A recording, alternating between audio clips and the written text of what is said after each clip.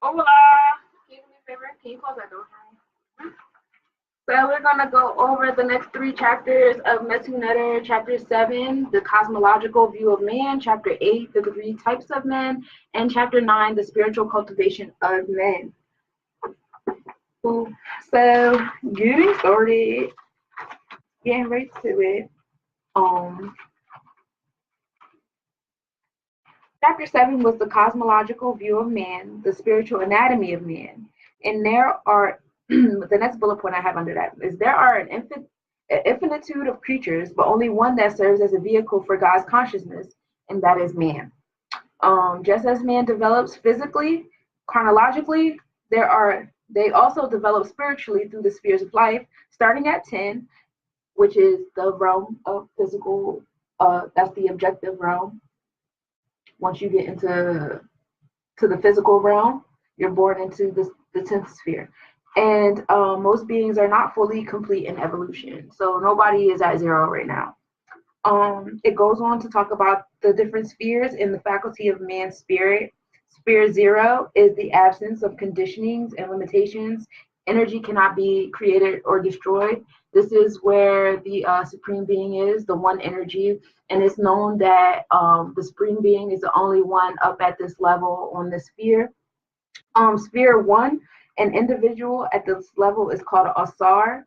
One has reached self-identity. They are not affected by responses and conditions, and they have an adaptable personality. At this sphere, we'll get a little bit deeper into it when we go into the next chapter and we talk about the three types of men. But at this point, you are not exactly at that oneness, but you are at a level where you see how everything is one, how everything is connected. Um, you can see yourself as one with everything else. When you get to sphere 2, you're responding to the will of God. You're understanding that there are no limits to manifestations. You're leaving the who, what, when, where, how, and why to God, and it brings a unity and harmony among all, and is recognized all wills as one. No, go ahead. Close my door, please.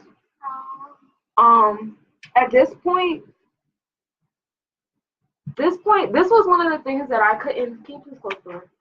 This is the one thing that I couldn't really get with when it came to the church was like there's always like a leave it to God kind of mentality, and it's like, what do you mean leave it to God? Like that's crazy. Get up and do something. Like this is all of our problems. And granted, you're supposed to put action towards it as well. But what I wasn't understanding was like even with Christianity and even with other religions, but I grew up as a Christian, so I can only speak for that is on a personal level. But being in Christianity is always taught to leave it to God. Everything is according to God's plan and God's will. And once you leave it up to God, it gives you this consistent level of peace, because what we understand is the goal of all men is to achieve happiness. That is what everyone is in pursuit of, happiness. What form of happiness or what brings you happiness is solely, up to your fingerprint, who you are. But that's our goal. Once you have God within you and you're adopting the principles of God and so on and so forth, that's when you have that peace that you didn't know you needed, but that is the happiness that you search for. Um, when you do things, and I know this from experience.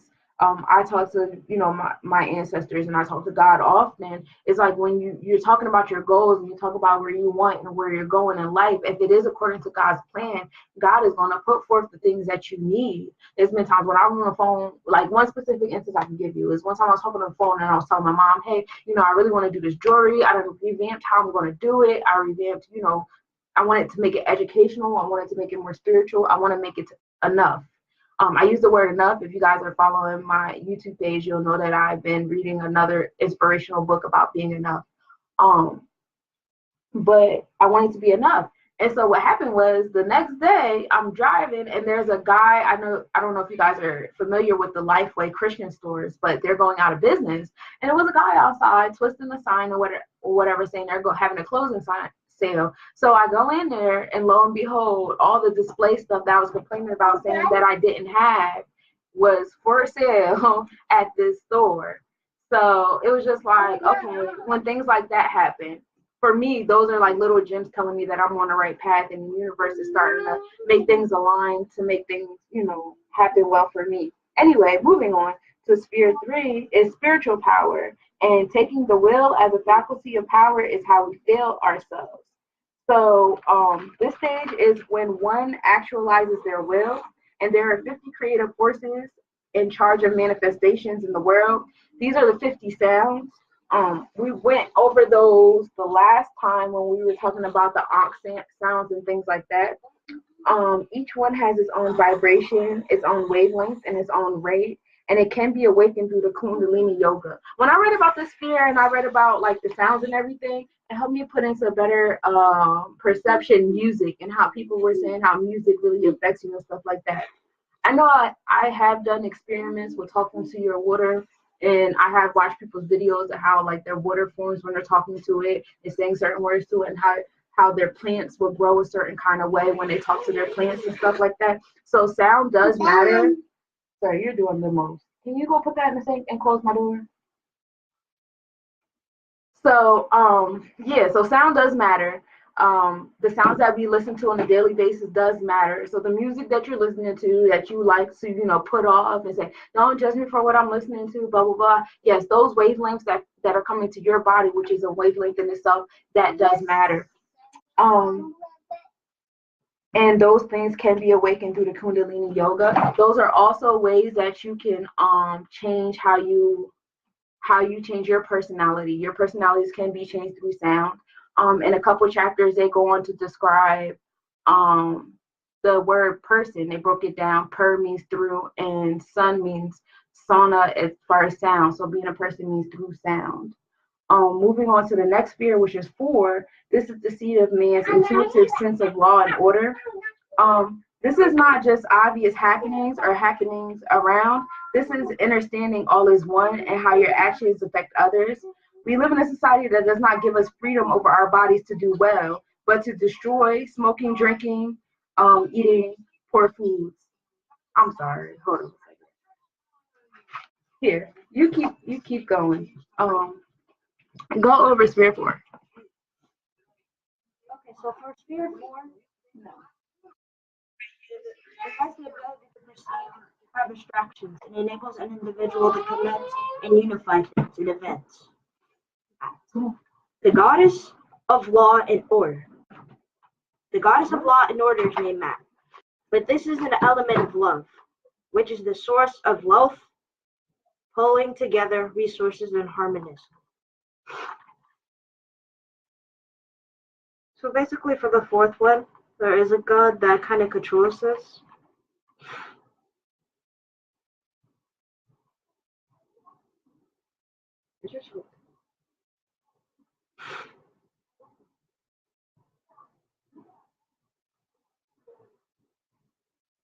This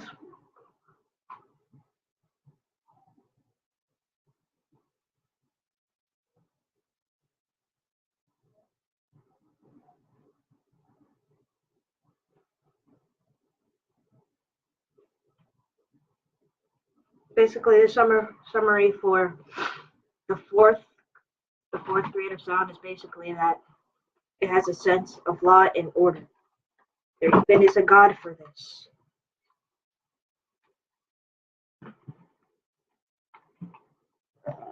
Where you at? Oh, okay.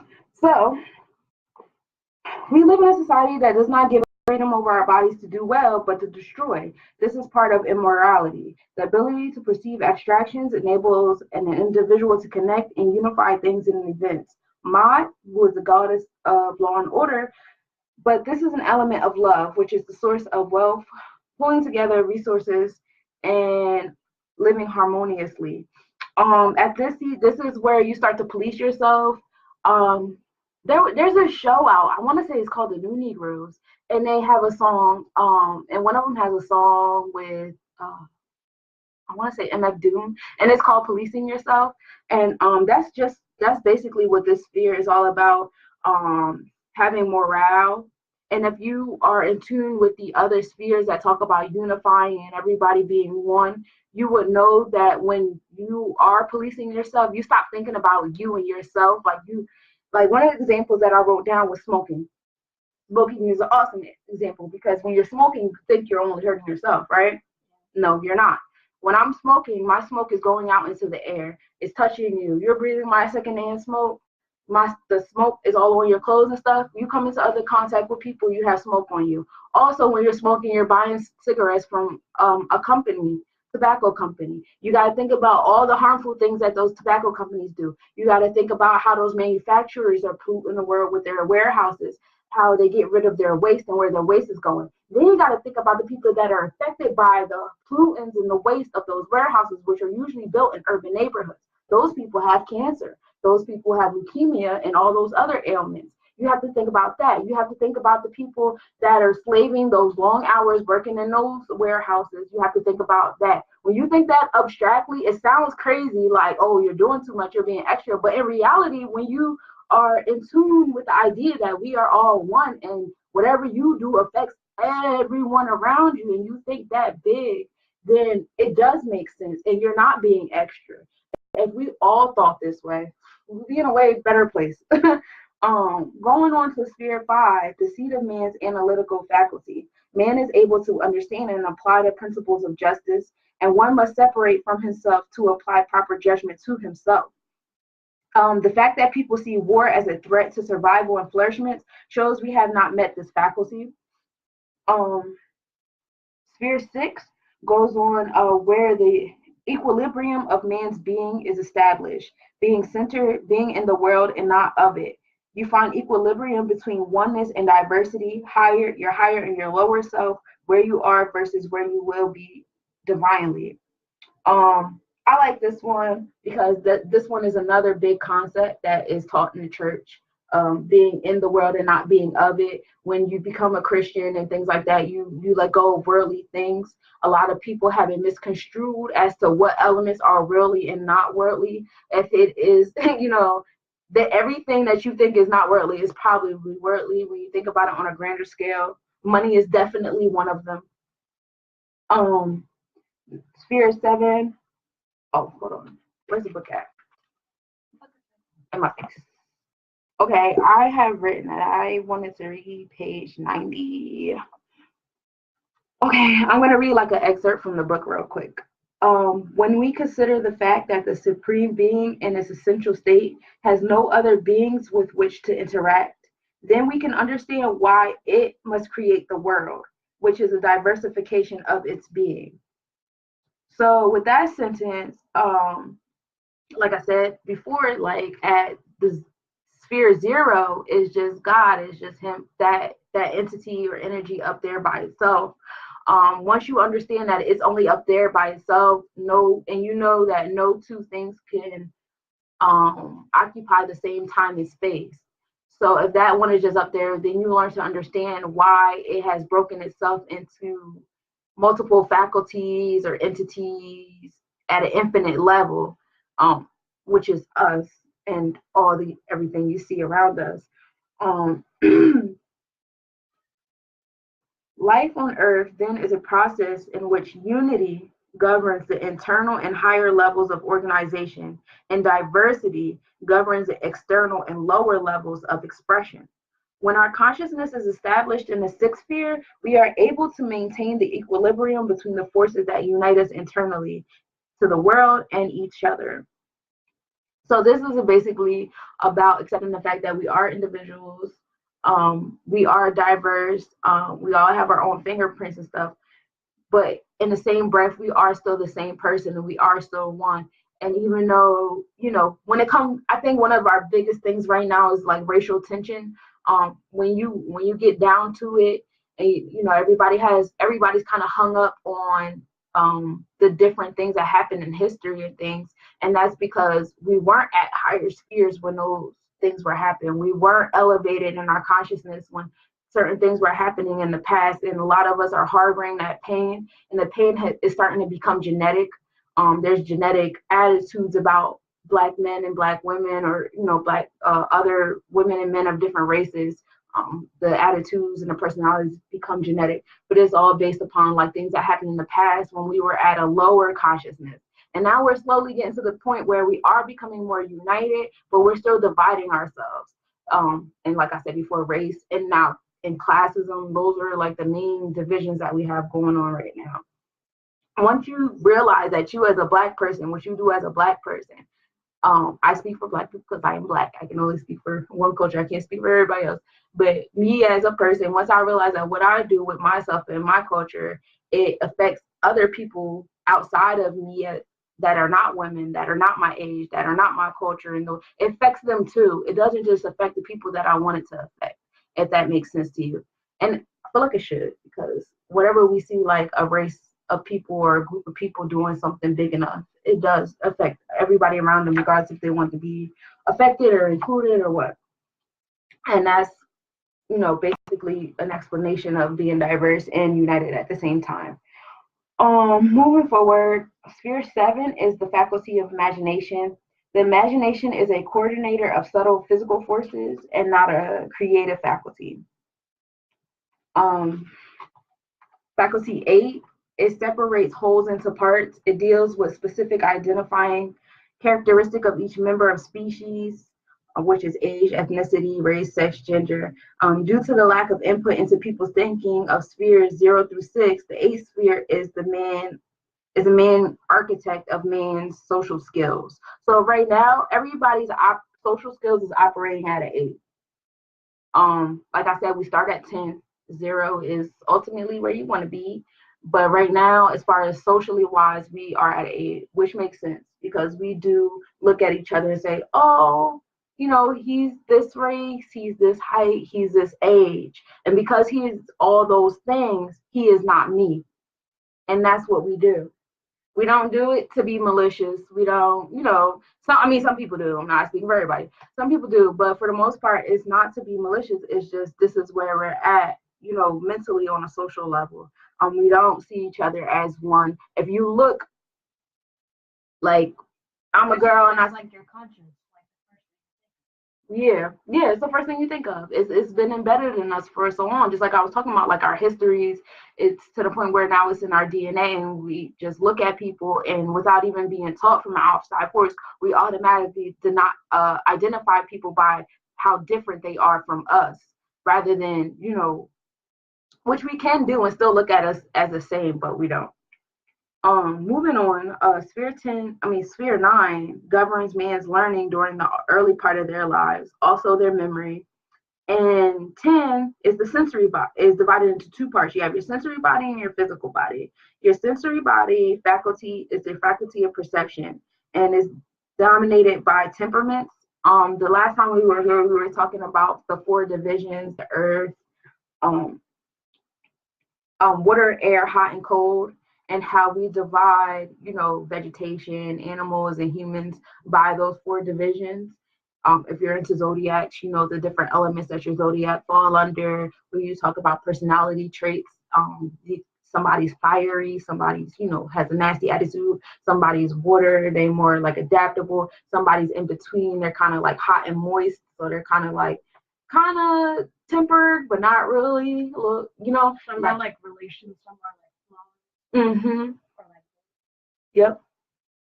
So you have those temperaments described by those 4 things, and then you have your physical body, which allows man to operate in the physical world.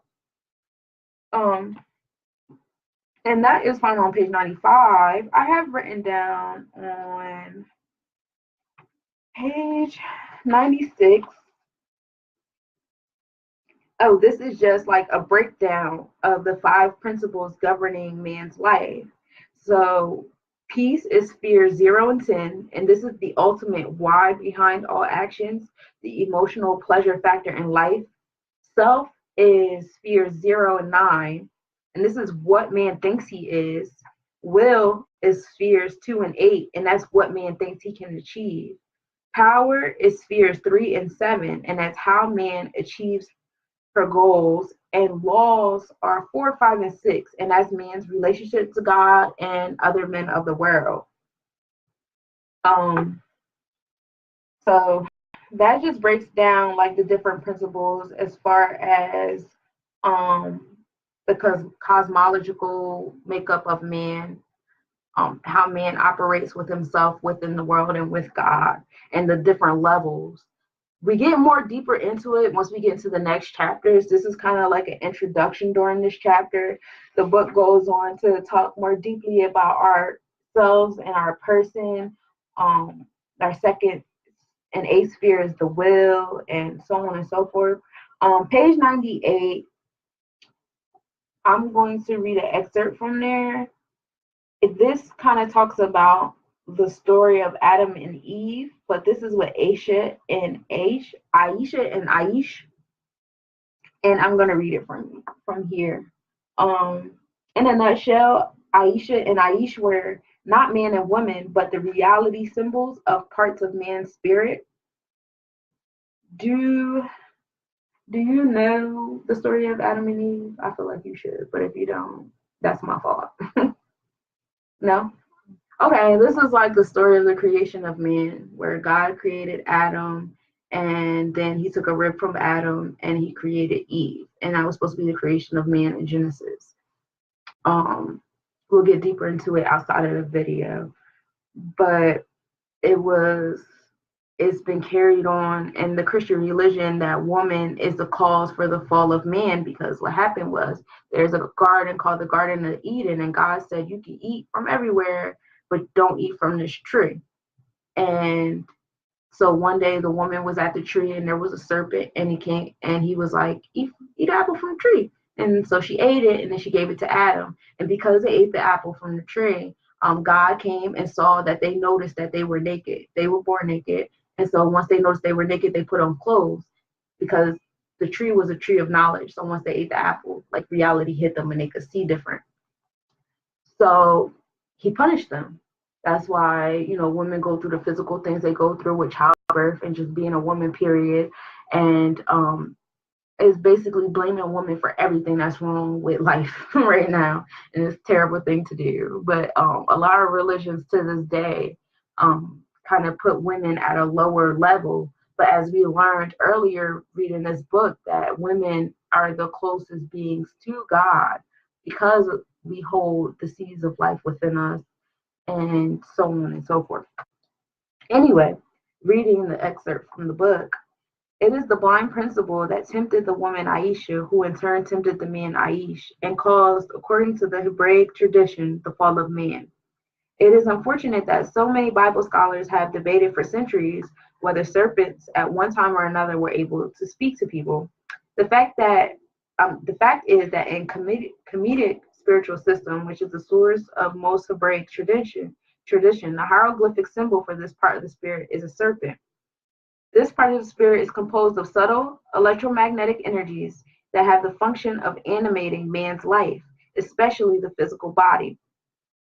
Hence the name animal spirit, or anime, or animus, as it was called in the Latin spiritual tradition. Our modern use of the term animal to denote the creatures that are thus identified is an example of muddled thinking. All things in this world are infused with this animatic spirit.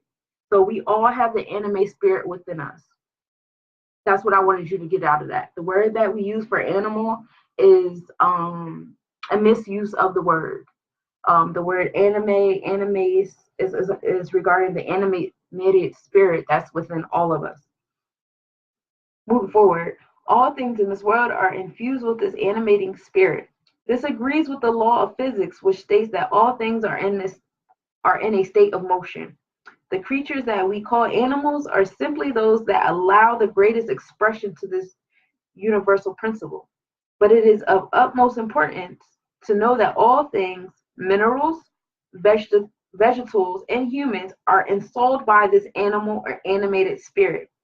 Notice they said all things, minerals. A lot of people who come at me about crystals and stuff like that not being minerals, those vitamins, those minerals, those are also found in our soil, that's found in our crystals, and so on and so forth. Um, our vegetables, that's our vegetation, the things that we eat. That's why people definitely advocate for going vegan and eating live food. Um, in humans. We all have this animated spirit, and as long as we do, we all have a wavelength or a frequency. And as anyone would expect, to allow oneself to be led by animal can only lead to disastrous results. So if you only allow yourself to be led by your animated spirit, which is your animal spirit, your animal instincts, you will be leading to a disastrous life because there is no morality in your animated spirit. It is No reason. no, I won't say no reason, it's no morality. If you're hungry, your animated spirit will tell you you're hungry. Now how do you get that food? You don't use that part with your animated spirit. Your morality in you will tell you to go get the food in a considerate way of others. Like, you're not gonna go out and steal food because you're hungry. You're not gonna walk into a store and just pick something off the shelf and start eating it. You're not gonna walk into a restaurant and go in front of somebody's plate and start eating the food off their plate. You're not gonna do those things because you have a morale. That's not what you get from your animal spirit. Your animal spirit is just telling you you're hungry. Your animal spirit is just telling you, it's it's what you get from your 10th sphere, as far as like your sensual emotions and things of that nature. From what I understand, I think of it as a brain. Like, I guess it's another first instinct. Mm-hmm. Like your morality, your self-conscience tells you that you can't just do anything unnecessary. Right. And that brain is in a different sphere. This animated brain is more so in your 8th, ninth, and 10th sphere, which is where man is socially. Because when you think about it, man does eat what they want. Because if they didn't, no, you don't eat. If they didn't, we wouldn't have McDonald's, we wouldn't have Burger King, we wouldn't have GMOs, we wouldn't have fake meat. Because we have those things because when man is hungry, man will eat anything because they go by their animated spirit. They don't think about the morality. They're not thinking about the cattle farms and all the methane that's coming from that. They're not thinking about all the deforestation that's coming from the other things that they're consuming. They just know that they want to consume. Make sense? Sure? Yeah. Okay. So moving forward, like I said, it goes on to talk about the combinations of spheres, and then we go on to chapter 8, which is a cosmological guide. And if we talk about the 3 types of men, you have I'm gonna butcher the names. I gotta get like I'm gonna practice on my pronunciations. It's my pronunciations that are trash. On page 109, you have the Sahumian, Salman, If you and can correct her, please do that in the comments so she will understand. right. If you know how to type in like pronunciation, please type how I pronounce that. It's kind of hard to pronounce things if you haven't pronounced them before, or if you're not used to having words like that at all. Super true. So the Salman, this is from birth. You were born as this man up until age 28.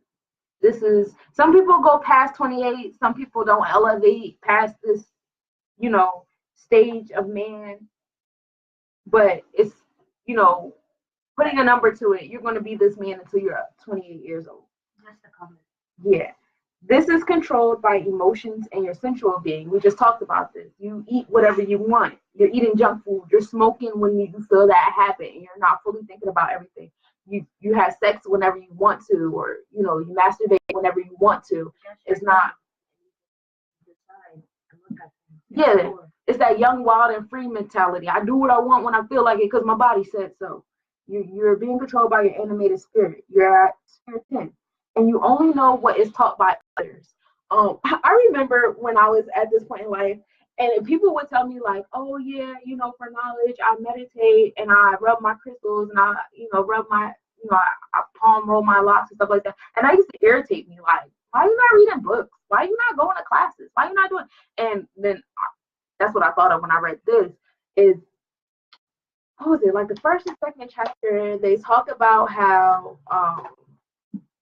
most religions are from the bottom level of life, and that's because what they do is they're okay. So you're a pastor, right?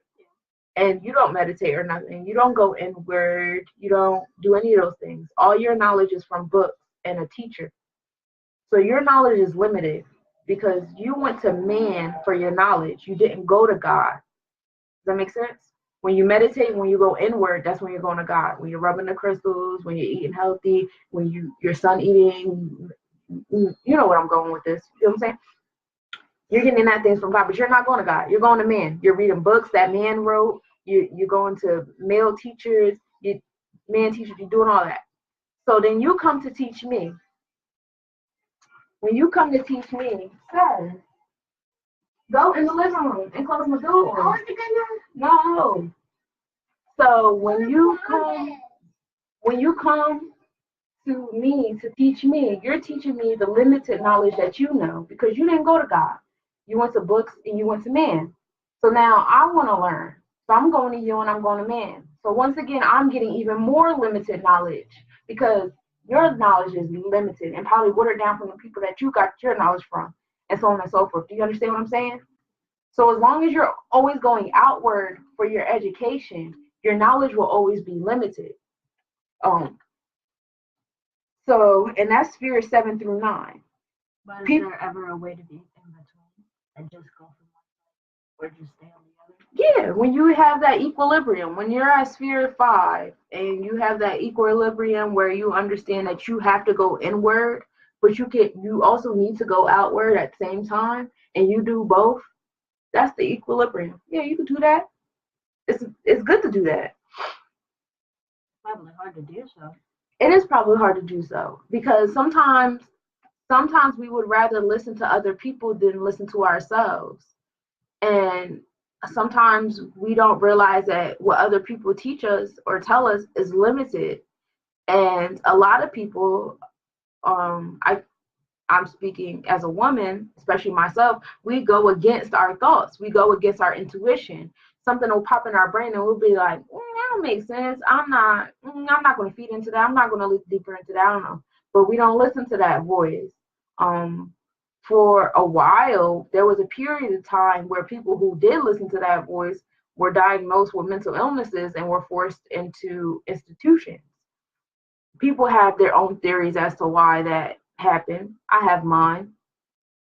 But yeah, so you do have to have an equilibrium, but you also have to know how to decipher between BS and real information from others and from yourself. Some can't even tell the difference, or some forget their own voice or how to listen to themselves. Right. Since they've been outward too much. Right. This is true. And life is a journey. It's not a finish line. It's not it's not a termination point. So, you know, if your goal is to be at sphere 0, that's an ongoing battle. That's not something to be like, oh, I'm here now and that's it. No, every day you have to train yourself to remain that person through sound, through external factors, through internal factors. It's an everyday thing. And we're going to get more into that in chapter 9. We talk about Set and Asar and Haru. The masses in Chinese Taoism are dominated by the animal spirit. So we're talking about the regular person. Like I said, the people that, still do regular things. You're just controlled by your root chakra needs. Your first 3 chakras, basically. The second kind of man is the ab man or the ba man. And this is, you become this man at 28. You might be this man a little bit sooner. You might be this kind of man a little bit later. This is where they say that most people are at right now. In the book, it says that the first level of man, though, the Sahu man, that is who is controlling everything right now. And we'll get more into detail with that in a second. But I want to get on to the second kind of man, and this is the superior man in Chinese Taoism. In this phase, one is still thinking in sphere 8, which is the sphere of separation. where you're separating things by age. So was this like the part then after you're done exploring, you try to think or resolve? Yeah. This is okay, so in the first stage, you're not really paying attention to what's going on. You're just going with the flow and you're going with your animated spirit, right? In this spirit, you're starting to recognize that the animated spirit exists. You're starting to recognize that, hey, I've been, you look at yourself in the mirror and you're like, hey, things I've been doing is wrong.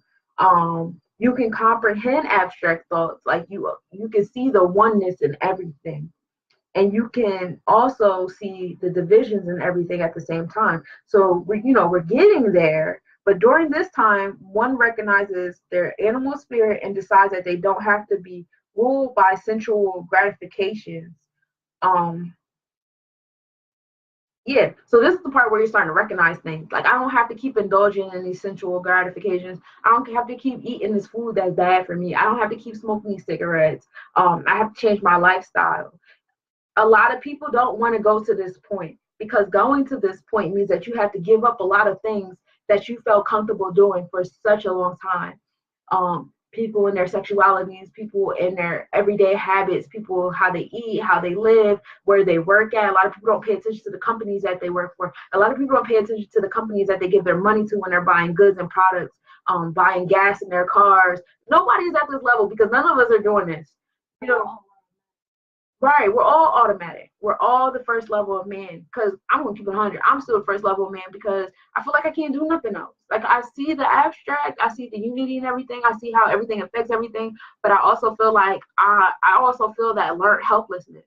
Like, I could try to go against the grain and not do all these things that everybody else is doing, but I feel like that would make my life hard, and I have children, and I feel like that would make their lives harder and more difficult, especially when they go back, into the world around their friends and stuff. I be watching that show, that Amish show at work. Whenever I get to work, it's already on TV, and I be seeing how, like, the kids, like, the first thing they do is rebel, and they do everything they're not supposed to do. Like, when they go back into the world, they become of the world, like it's natural. Like, that's what they should have been doing all along. And then you have the audience kind of, and then, like, the way they edit it, it's kind of like cheering them on for becoming a part of the world, and becoming more sensual and more into their animal spirit and less morale. It's like they want that to happen, and it's so weird because we should be striving for the opposite. We should be striving for that more Amish, like, united front type thing. But anyway, You just need a little bit more of one side than the other. right. And we do have a lot of people that are coming one and learning that we are together, but we have to have more people holding themselves accountable for their actions and how their actions are affecting the whole. Yeah, There's still like people just going into the inside and becoming more aware. It's just not enough. Yeah, it's not enough. To be like a big change. Right. Yes, I agree. It's not enough, and they're not applying it.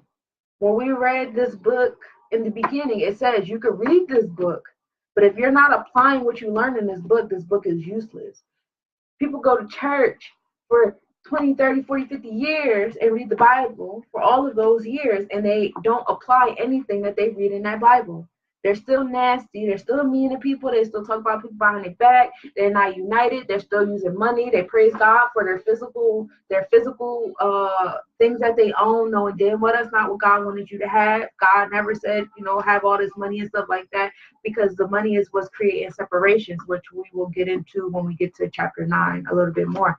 But we don't apply the things that we read. What we do is we twist the things we read and make it fit what we want it to fit, which usually we make it fit our animated spirit, which I also will get into when we get to chapter 9. Chapter 9 was a bomb ass chapter, in case y'all didn't figure it out yet, because I keep talking about it. But yeah, that's what the second stage of man is. Also in this stage, you realize that there's a unification between poisons and cures. We have been miseducated on vegetation and animal poisons and cures, and because of the desire to sell us vaccinations and man-made medicines, and that egotistical desire to play God and be able to imitate the things that God creates. Going to the third level of man, this is the Asar man and the Ba man and the Shekin. And at this level, you are able to create manifestation through visual and sound. Imitate, like, you can save or heal people, just like how God did. Or, like, save people when they're beyond repair. Yeah, but yeah, that's what man does. As far as like when you think about the healthcare industry and stuff, they do a lot of things that make you sick so that they can heal you. A lot of illnesses have cures. A lot of ailments that we have in life, um, God has already provided a cure for, and 20 times out of 10, the cure is within us. But you know, those things over time have been demoted to pseudoscience or conspiracy theories or crazy people. And you know, at one point in time, it was considered witchcraft, and those that were practicing it were burnt alive. But in reality, it's the divine religion, it's the divine power. There's a documentary that I watch called Heal. It's on Netflix, and they talk about the power of the mind.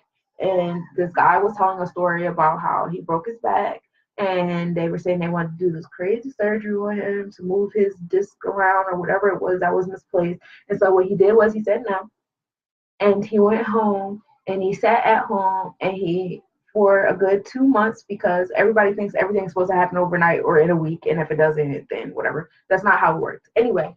So for 2 months he laid in bed and he visualized where his pain was and what it looked like, where where he wanted the disc to move to and where they should be in order for him to heal. And then over those course of months, he was healed. He was walking again. And that was all from his mind. I think that's dope. I've done that. I didn't give myself credit for doing it, but I've done that. My my tooth, my tooth hurting and stuff like that. I learned how to channel the pain. Like I'll see the pain and I can move it.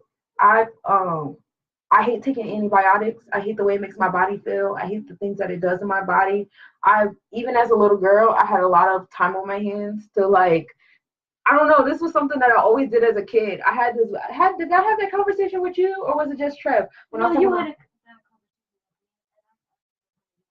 yeah, like when I was a little girl and like little things were going on with my body, I could like close my eyes and see like, okay, that's where it hurts at. That's what it looked like. I used to do that. And so like reading in the book, it was like, oh, like it's so crazy how like the things that you do, you don't even realize like you were supposed to be doing those things all along. Like, thanks. When I even go to the nurse, like I draw how I feel, Yeah. or I draw how it looks like to me, or how my pain is. Mm-hmm. And they can understand how it is or what the problem is. Well, if you concentrate hard enough and you practice hard enough at it, you can start to channel your pain and change your pain, and you can heal it. It's been proven time and time again, especially with yeah, everybody has pain sometimes. No, I wouldn't say that. Not everybody's like that. I don't know what I was about to say. Anyway, we are not one with body, feeling, and mind. A lot of people have that perception that you know their body and their feeling and their mind is all one, and they have to be one with those things. But when you are one with God, all these things on the outside don't matter anymore. You one of the memes that I can refer to with that is saying that like you are not a person having a spiritual experience. You are a spirit having a human experience. Wait, you are not a human having a spiritual experience. You are a spirit having a human experience. Go in the living room with that. I'm not gonna tell you that again. Go in the living room.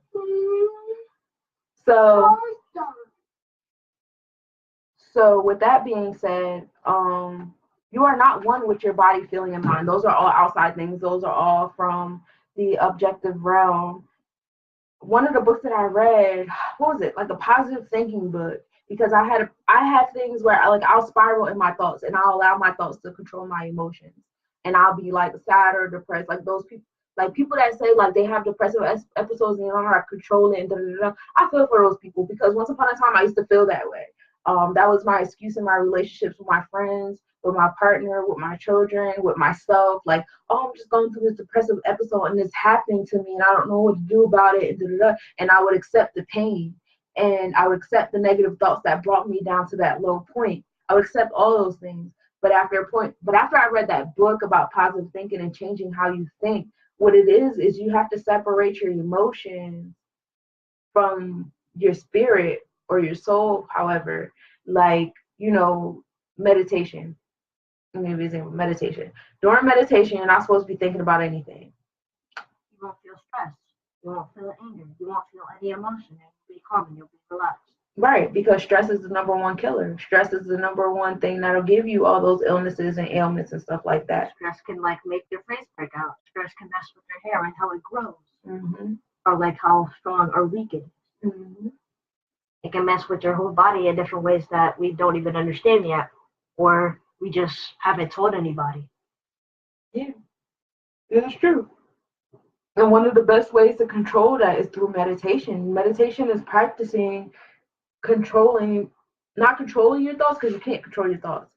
It's practicing not connecting yourself with your thoughts, not connecting yourself with your feelings.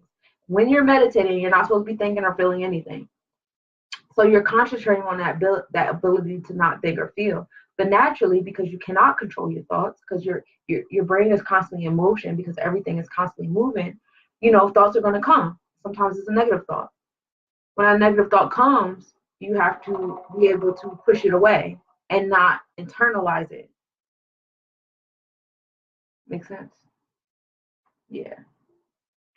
So you are separate from your feelings and thoughts. And meditation helps you do that.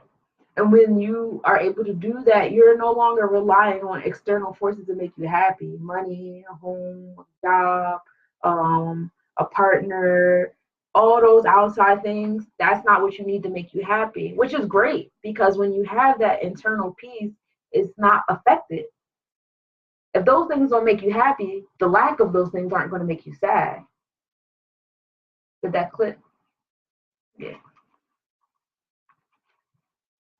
The book goes on to talk about how we can take on any personality through mantras and sound, and it broke down the word person, and per means through, and sun is sona, which means sound, and we have 7 persons within us, and they are called the ka. Like I said before, there are 50 different masters or sounds that you could choose, and when you meditate through those sounds, like I said, this is not an overnight thing. This is an ongoing, persistent, consistent thing. When you meditate on those sounds on a regular basis, eventually you can take on that persona of the sound. On pages 116 and 117, it goes on to talk about Jesus and how the teachings of Jesus are, and how Jesus got those teachings from someone, but the Bible does not give that someone any credit. And it also talks about how in the Christian religion, how we separate ourselves from Jesus, which is not good. When people talk to me, I think for a minute there was like a perception that I didn't believe in Jesus and stuff like that, but I do. But I believe in Jesus in a different way. I feel like he was a man that reached the zero sphere. I didn't have a word for that once upon a time, but now I do. He reached that level of consciousness, and he was trying to tell other people, hey, I am the son of God. God is in me. I can do these things. Look at what I did to do these things. Now you go do these things. And instead of people saying, oh, I do have it in me to do those things, people allowed whatever thoughts that came to them to connect with them, to tell them, hey, you can't do these things. He can do those things because he's the son of God. That ain't you. You are just an unworthy person born in sin that has to repent and repent to be accepted. And that's not real life. God is in all of us. We are all the sons and daughters of God. We are all on the level of Jesus, and we all can get to that consciousness level of Jesus if we do the right things. And Jesus tried to give us the keys, but we wasn't listening. We was too busy praising him. And we have a habit of doing that. If you look at history and you look at our leaders have given us blueprints time and time again. But instead of listening to the blueprints and applying the blueprints, which is something that we also lack, we'll read something, but we don't apply it. Instead of applying those things, we praise the person that said it and we leave it at that. We have Martin Luther King Day, but who's doing what Martin Luther King said do? Look at all the legislative going on. Look at how the cops are treating people right now. We didn't apply nothing, but we praise him every year. That doesn't make sense to me. That makes no sense to me. But If we anyway, have to praise anybody, we have to follow what they do. If, and only if it's a good thing and it benefits you and it benefits everybody. right, right. Otherwise, you're separating yourself and you're still going outward and inward as you suppose you are doing. This is true. And I have a few bullet points that I can go over. As spheres 0 to 4 are dormant, one can only interpret religion to their own understanding, and they can only achieve the ability to believe. So you can only believe in Jesus, but you cannot apply it because you are not up to par on your consciousness level. Um, on page 120, it goes on to talk about how man and God are one, and polytheism is really God into separate entities. So it's really still you're still talking about God. I think that was one of the misconceptions that I had younger, that people who believe in the different deities, they didn't believe in God, but really God is at the top and the deities are, manifestations of God, and then it goes lower and so on and so forth. Um God made several parts or gods to fulfill the will of the whole. Another bullet point that I have is man separates himself from his teachings and sees God as a separate entity, therefore separating others not like him. Is what I mentioned before, that we see each other as one, but as long as you're black, as long as you're a woman, as long as you have locks, as long as you are a Christian, as long as you're a Muslim, that's the only way I'll see you as one. But this person all the way over there that looks like they're on the other spectrum of me, this other person, that's not, I'm not one with that person. That person's not a reflection of me. And that person right there, that's the person that you need to see most as a reflection of you. I mean, we all are reflections of each other, but start looking at people that are different from you and start seeing them as reflections of you, and stop separating yourself from everyone, because we are manifestations of God. And this is like somewhat of bullying. You have to be different, otherwise you don't exist or you're nothing. The whole point is that everybody is special. You have to be different. You have to be special. I agree. Okay, still going to living room. Page 122 goes on to talk about Satan, which is which man has created to be a separate entity from man to blame their behaviors on. This is a wordplay on the term set, which is your rational faculties plus your artistic to service your sensuous nature, which is your animated spirit. So people, say, oh, that's Satan or that's the devil, whatever, because they don't want to be held accountable as on their consciousness. They don't want those things on their conscience. And as long as they're not on their conscience, it's cool.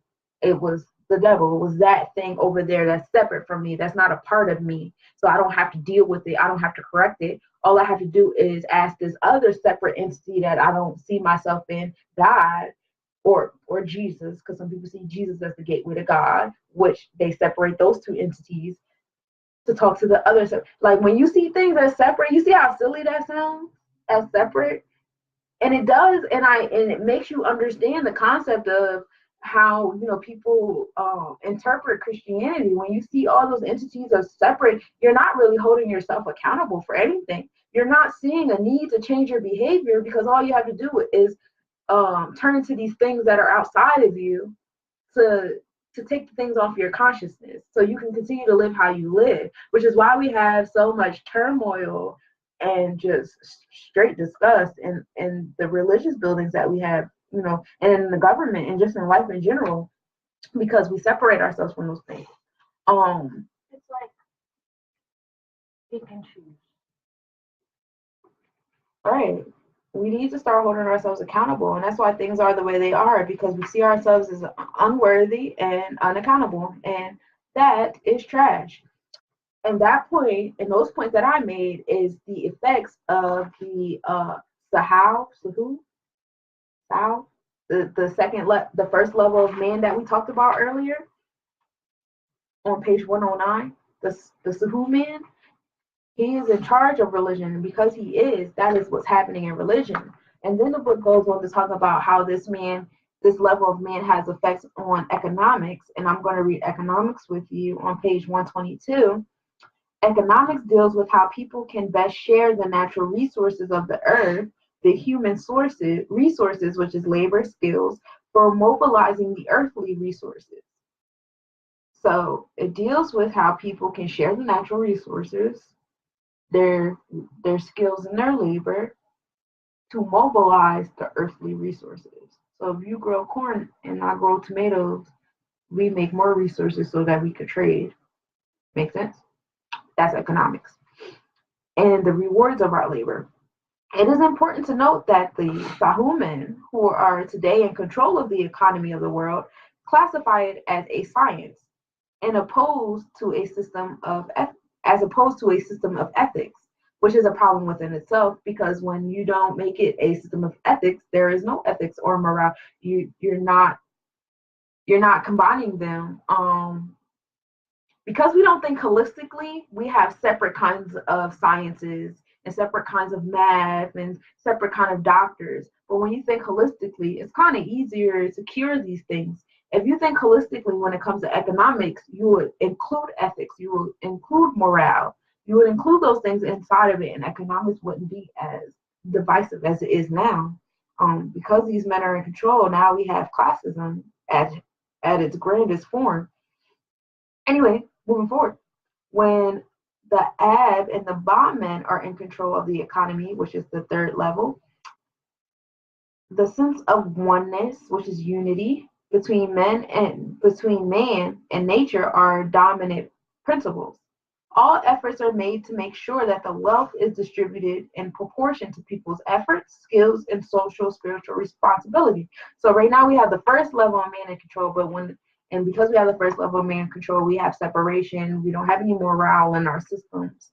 But if we had the third level of man, which we all need to hold ourselves accountable and become that level on that level of consciousness, we will have a oneness, we have more unity and such. And so with that being said, as far as politics and businesses and all that stuff goes, all the things that we complain about, it is our responsibility.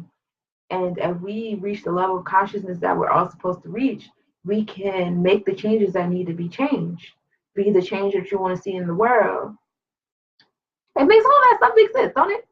But the absence of moral restraints, which gives the highest priorities to turning a profit, results in the fouling of the earth.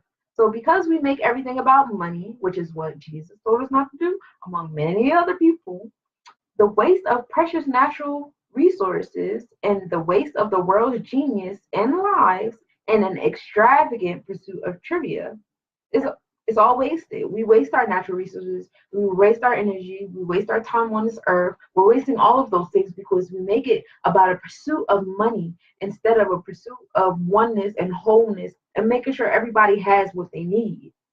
75% plus of manufactured goods is not only unnecessary, it is a waste of natural resources that will be sorely missed in decades to come. All those trivial plastic products, we talked about plastic earlier, all those trivial plastic products, for example, divert materials from which drugs can be manufactured. All human efforts expended in the mastery of manufacturing, marketing, etc., of those trivial things are at the expense of the time and energy needed for the moral and spiritual development of the citizens of the world. The result is that police states are becoming more and more necessary for the maintenance of order due to the moral vacuum that has been created. So because we do these things, when you start to think on an abstract level, because we make things more about money, and because instead of making it about helping each other, make sure everybody has what they need, and the earth has what it needs, and other animals and other animal kingdoms have what they need, because we don't make it about that and we make it about money, we have created ill vehicles. Our religion is ill, our economics are ill, our government is ill, everything is ill, and everything is creating waste, and everything is creating like a cancer cell. Everything is becoming destructive because we're not doing it with the right intentions. And because we aren't doing it with the right intentions, now our temperaments are changing. We are becoming more hot. So now we need police states and we need more patrol. But now, just because you have to learn how to unite yourself with the other person, when you see the other person as your reflection, because I'm hot and we're hot people, we become hot tempered because of how things and how the systems and vehicles of our system is going, because we are becoming that. Don't think that your personality is not being reflected onto police as well. So now they're becoming those things. And so now we both on both ends of the both sides, because I won't say both ends of the spectrum, but both sides, because now I'm, verbally separating myself from them. We don't want to do that no more. It's all about oneness and wholeness and how we all have to come together. But now, it's becoming a police state, and there's a lot of violence, and there's a lot of tension, and there's a lot of separation and divisiveness because our intentions are wrong. I hate money. I say this all the time. There was one year in life when I first became on this path, and I was on those crazy websites, but I was on all those negative websites that are just like giving me information back to back with the fear mongering. That all that shit led me to like the conclusion that I hate money. I hate it. But anyway, so moving on to the government, the first level of man is also in charge of the government, and I'm going to read a quote from page 123. Their governmental systems are primarily means of securing and protecting the economic advantages and the privileges of the elite. As this cannot be done in the presence of true religion, then the latter must be banished from the government. Law and order must come then from the use of force. So the separation of religion from the government was to keep the economics the way it was. Now we have the police state. Now we have the government that we know for a fact is getting paid off and getting endorsed by, big companies. And we have, the different legislative in order, like the jaywalking and not driving with car insurance and not having health insurance. All those things are a betterment for corporations. They just sit here and try to convince the people like, hey, you guys benefit from too, because we won't tax you at the end of the year and we won't ticket you all crazy if you get into an accident. But all of those things are more so for the betterment of corporations that don't have nothing to do with us. And since, the companies are like that, now the government is trying to enforce those things and enforce, those faculties. Also, if we go to page 124, still talking about the government, I'm going to read a quote. To separate government from religion is to betray not only the incapacity to govern, but the total ignorance of the meaning of the word and the subject. In the social correspondences to the tree of life system, the king is represented by the sixth sphere. It is located in the very center of the tree in order to carry out its coordinated function. In the Kemetic tradition, it is Harum who must defeat Set, the creator of the governmental system, and wish to lower the intellect's main function to rationalize the sensual and emotional gratification of the animal spirit. So this goes on to say that because we have removed religion from the government, we have allowed immorality into the government. That's basically what that's saying. Going down to the education part, I'm going to read a quote. It says, Western education does not draw out, but seeks to put something into the minds of people. Remember how we talked earlier that you have to start going inward for your education. You have to start talking to God. You have to start meditating. You have to start listening to that intuition that you have within you and stop letting outside forces convince you that you're crazy for doing that. Because 20 times out of 10, you are right because you are talking to God. And with the education system, they teach you to ignore that voice within you and go outward and get your education from these man-made textbooks. Most of these textbooks were made by the first level of man, that first stage of man that we talked about. They're made by those men who also control the government and the economics. And we just got them talking about where government and economics is. So if these men are doing these things to the education system, the government, religion, and economics, and they're all in our history books, why are you still taking your kid to that public school system that's owned by the government, has textbooks by the people that are in charge of economics? And, these kind of people are controlling the education system. See how, when you think abstractly and see how everything is connected, when you pollute one thing, you're kind of polluting everything else. But anyway, so it's not about pulling, that spirit out of you. It's about putting information in from their man-made things. Unlike Western education, which seeks to teach people to make better things, the African traditional education aims to make better people. I love that. We need more of that. This will explain the low interest, hence low output of technological wizardry of Africans. Yeah, so that goes back to the first part of the book when we talk about the left and right brain and how the left brain is more extroverted and they actually make tools and stuff, whereas the right brain is more inward and we need an equilibrium because when you have too much of the right brain, yeah, they're conscious and we're one and everything like that, but like it says in the book, they're not technological wizards. They don't make a lot of things. They don't make a lot of tools. That's where the left brain comes in. At one point in time, eventually, we're going to have to come together. We're going to have to stop separating ourselves from one another and see that we all, yeah, right. But in order for us to do that with one another, we first have to do that within ourselves. We have to start applying the things that we read and stop just reading it and letting it stay on the words on the book. And that's we do find ourselves talk to each other so we can all work together. Right. Chapter 9 goes on to talk about the spiritual cultivation of man. On page 25, 125, I'm going to read a quote. When man is born, his consciousness is confined to the three lower divisions of his spirit, the physical, animal, and concrete intellectual divisions of the spirit. So, like, we keep saying when you're born in your lowest form. Maybe that's where the concept of being born in sin comes from.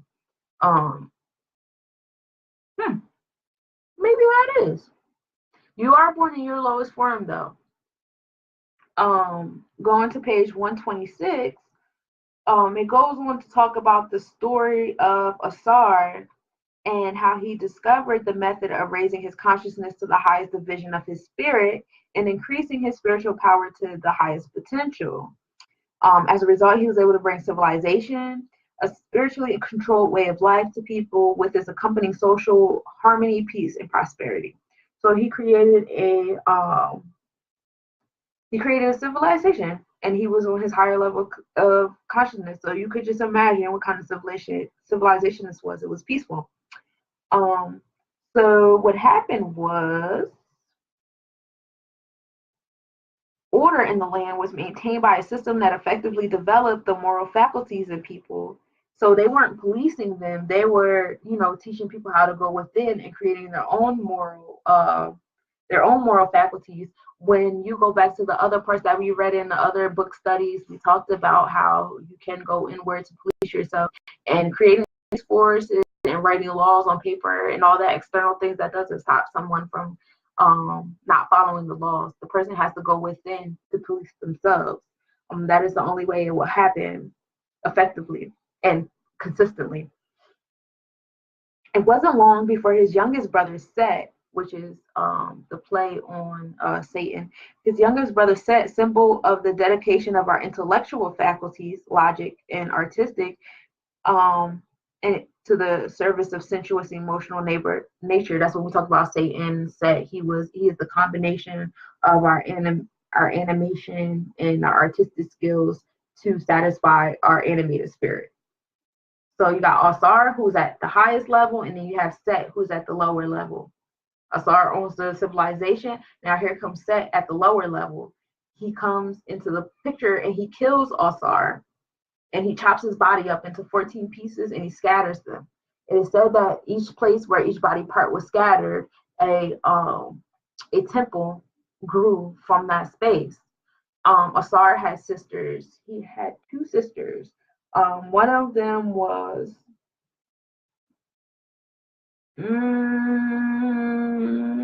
I can't think. Offset.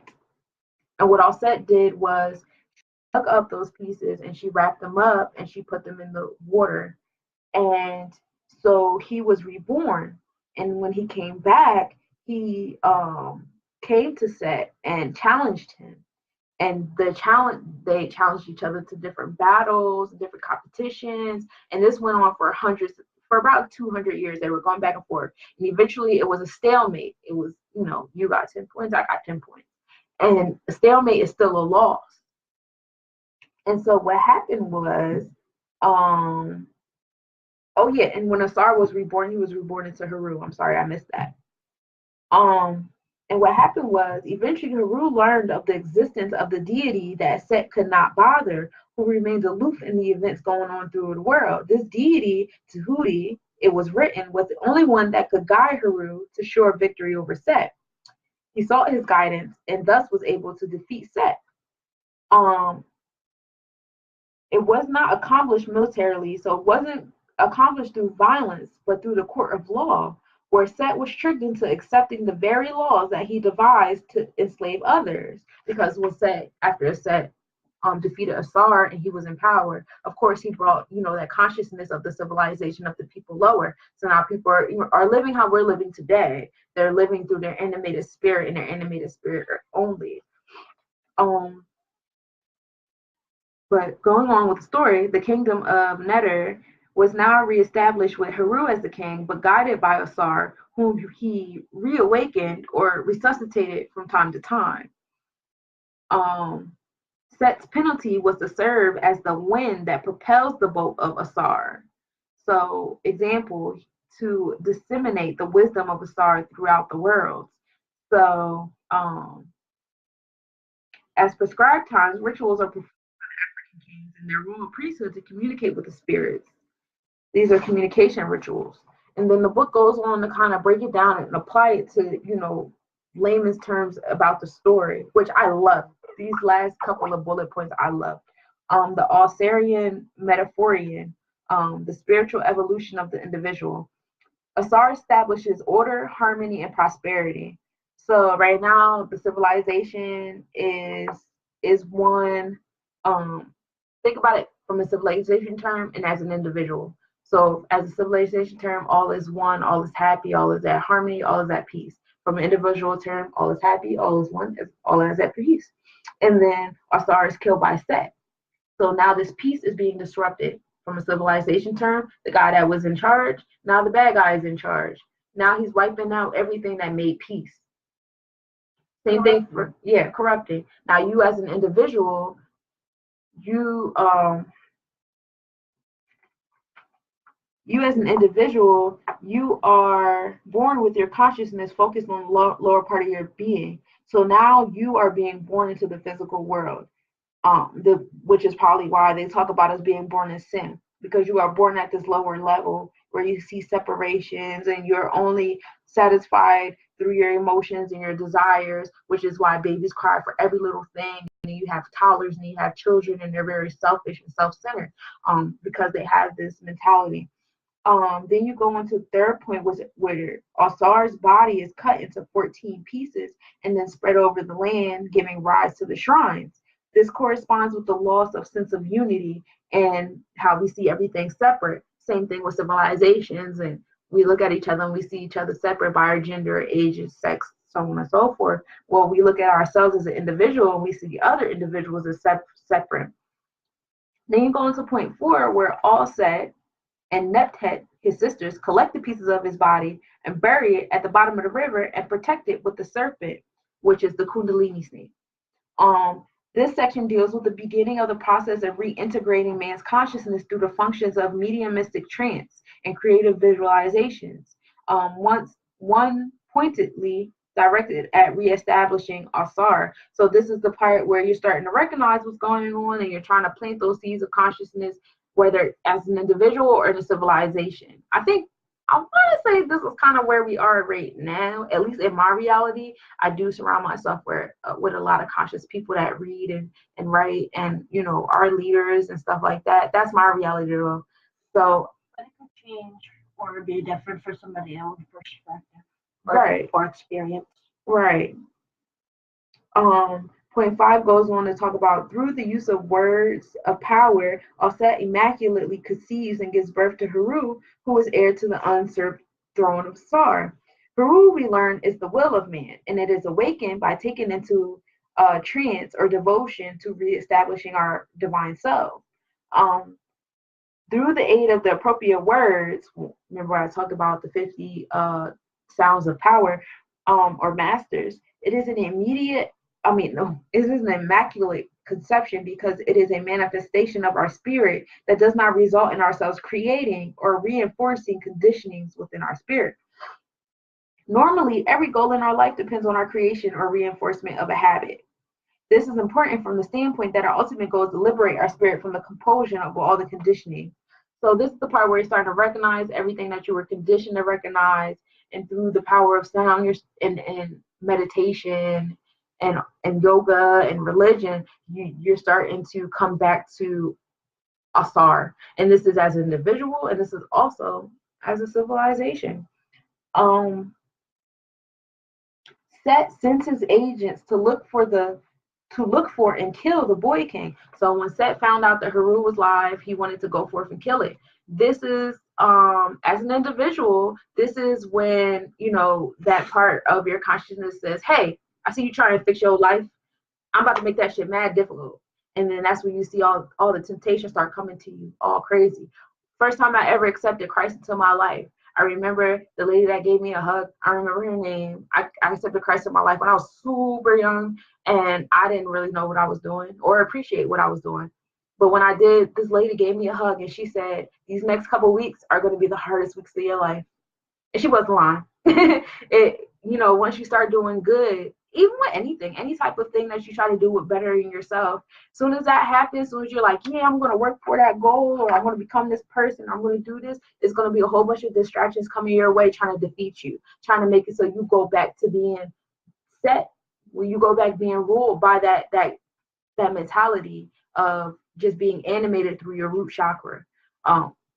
That's what happens. Same thing with civilizations. When you have a civilization, let's just use the Black community as an example. The Black community is coming to the point where we're getting to that consciousness level where we're going back to our divine power. By that happening, now you have these outside forces saying, oh, I see you trying to own your own businesses. I see you coming back to talking to your ancestors again. I see you doing all these things. Now we're about to infiltrate. Now, we're going ham with the police force. Now, we're going ham with like infiltrating you guys' systems and breaking it down from the inside. We're creating new laws and new bureaucracies to make it harder for you to own businesses and own land and own houses and maintain those things. Now it's a battle. It's seeking, ways to destroy the things that we are trying to build. And will there always be a war? It will always be a war. And that's what it says in the book. And that's why earlier in chapter 8, it was talking about how those who see battle as a threat to your survival are those who are not connected with God. When you are connected with God, you understand that our consciousness and us being who we are consciously is an ongoing battle, a nonstop battle. It's every day. Even when you reach that level, every day you have to maintain that level. So it is nonstop. It's not tiring because you are one. If you reach that certain level of consciousness, you are always at peace, right? So even though you are at war, it won't feel like it. So going on with point 7, when Haru grows into manhood and engages Set into battle, but cannot achieve any more than a stalemate, which is ultimately failure, this corresponds to the use of the will to fight the lower part of being. Its inability to defeat it wins some battles but loses others is caused by the fact that the will is being guided by the very faculties it is trying to bring under its control. For example, you resisting an emotion or a desire because you are afraid of getting caught.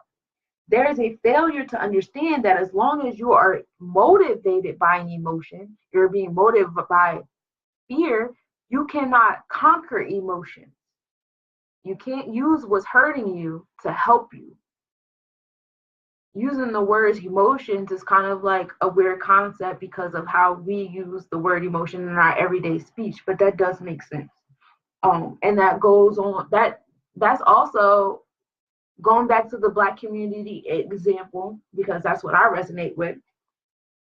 You can't use what the oppressor is using to free yourself from the oppressor. That's not. Yeah, that makes no sense. You can't use government and money to overcome government and money. You're keeping those entities alive, and that's why you're at a stalemate. You can go ahead and say, I'm going to buy some land, but who are you paying? Who are you paying to buy that land from? Who are you paying those taxes to? What's going to happen if you decide not to pay those taxes? You got to think about those things. You can't use the things that's keeping you down to defeat the things that's keeping you down. Like, so right there, boom, message. I'm just playing.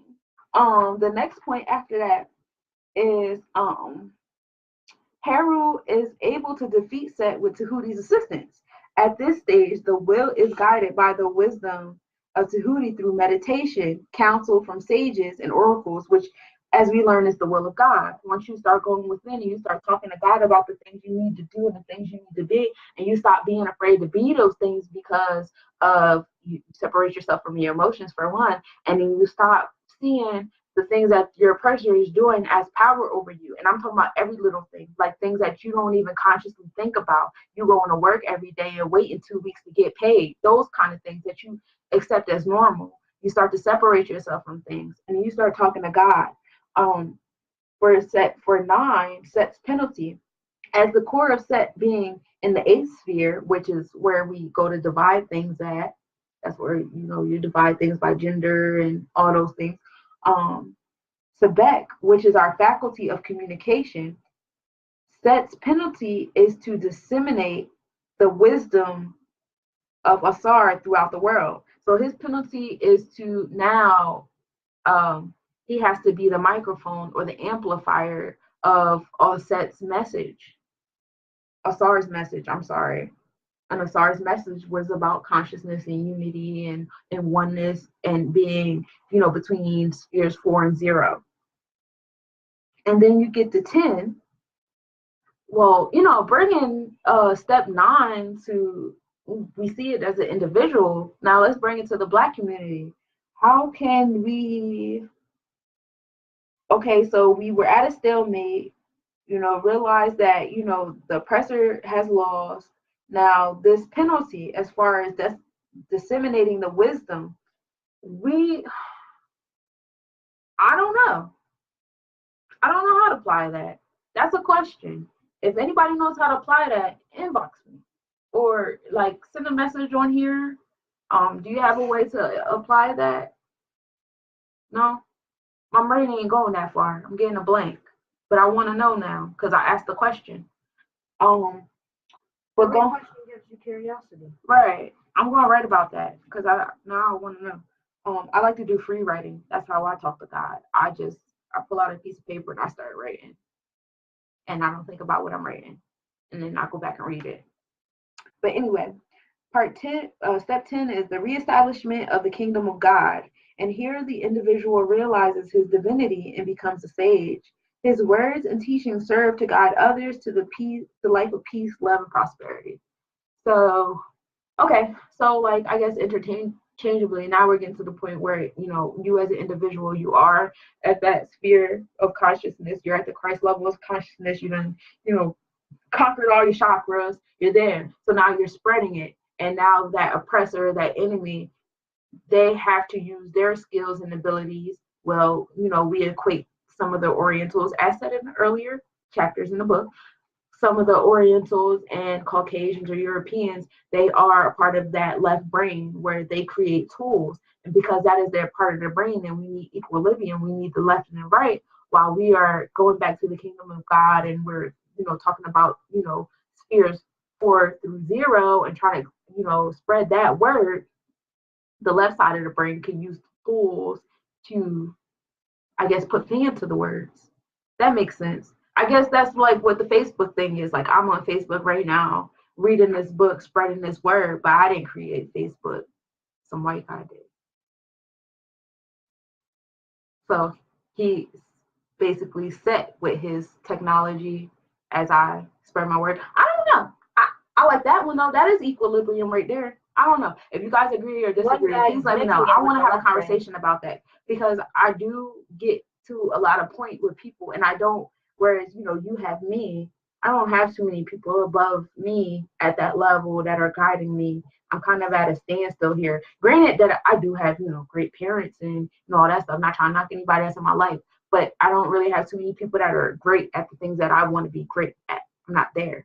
So I would love to have that conversation because when I do have that conversation with people on Facebook, like you guys are complaining a lot. I know you guys see, the issues of the world, but what can we do? And when we get to that question as far as what can we do or what we should do, nobody says anything. It's just like, oh, you should read some books, educate yourself. Da, da, da, da. Like, that's not helpful. And that's one of the reasons why I did this book club. If we don't use our voice, we just, it's not even that. If we know what we're supposed to do, we apply it. What have we done so far? For like the few years we've, I guess, take pride about what others try to do, but we haven't put it into action because it would hurt us, it would harm us. That's using fear. You're still attached to that emotional fear that you can't do something or go against the grain, because if you do, you're going to get killed, or people around you are going to get killed, or you can go to jail. You can't use emotion to defeat emotions. You can't use what is being oppressed on you to defeat things. But I get what you're saying. You summed it up beautifully. That lets me know that you get it. I love it. I can't wait to see who you grow up to be. I hope you apply everything that you learn. And that's the whole point of this book club, because I do get to a point where people, and I try to ask for information, and it's kind of like they leave me hanging, and it's frustrating. And I know that there's people that don't know as much as I know, and I don't want to leave those people hanging. So what I try to do is I'm reading with them. Let's read together. Let's come to an understanding and an application of the words that we're reading together, because this is important. And this is my solution to the frustrations that I get when I ask people for help and they don't want to give it to me. This is how I give back and be the change that I want to see in the world. And I hope that a whole bunch of people start book clubs and start, creating their own groups of people that they huddle up with, and they, do their book studies and stuff with. I think this is so important. And not only just read, but apply the things that you're reading. I just read this book called Girl Stop Apologizing, and I have been doing everything in my power to apply all the things that I've been reading. If you're interested in, the things of that book, my book reviews for that are on YouTube, as will this book review be in the future. But yeah, I want to apply things. It's time to apply things. Don't keep separating yourself from the words you're reading. The universe puts you to that book for a reason. I'll apply that shit. But yeah, that is the conclusion for this book club. This was chapter 9 so far, is like the chapter for me. The breakdown of everything, the story of Asar and Set, like that did it for me. Realization to like, or like the more explanatory, I think. Just explains more than anything. Right. But you know how they like keep breaking it down over and over again. It makes it easier. And repetition is everything. I love the fact that this book keeps repeating the information over and over again, because when you get that repetition, now it's starting to become like, I can look at the word 8th sphere and be like, oh yeah, I know what that is. Or now I can look at 10th sphere and be like, oh, I already know what that is. Whereas like with some books, they'll introduce the spheres in the first chapter and never re-explain them again. So you're reading the book, and for those who like to fake it until they just like to fake it, those people will keep reading on, and they don't even understand anymore what's happening. I'm not one of those people, but I do get frustrated when I have to keep going back. Sometimes, not all the time. Sometimes it makes sense. But next, I'm dancing between Sundays and Mondays at 5. Both of them will be at 5 regardless, but I dance between the two. So guys, we would like to hear more things from you. We would like to have all y'all voices to come out and talk to ours. If you could do that, that would be amazing. Right. And you could even share this to some of your friends and your colleagues and all your family so they can join on it too. Right. This would be amazing. You could tell us more on what we're supposed to do or how to do it better. Right. Because I want to learn too. Like, this is my first time reading this book. So you might not always agree with my interpretations of what I'm reading. So please tell me yours. Correct me. I want to know. If you don't get or even agree what she's doing, at least tell her why. Right. Right. So next, we're going to aim for next Sunday. Next, if it changes, I'll let you guys know. But next Sunday, chapters 10, 11, and 12. which is from page 133 to 170. So that's only like 40 pages. I try to do only 3 chapters at a time because it makes it easier for everyone to read. It's not a lot of pages at one time. And it is a lot of information in each chapter. So I don't want to overload you guys. But that's 40 pages. It's actually less than 40 pages. I feel like the expectation on the schedule is that on Sundays and Mondays, we'll just do it at 5 o'clock. Yeah, it's either or, but I'm definitely going to let you guys know ahead of time which one it's going to be. But right now it's Sunday at 5. We'll be back here for the next 3 chapters.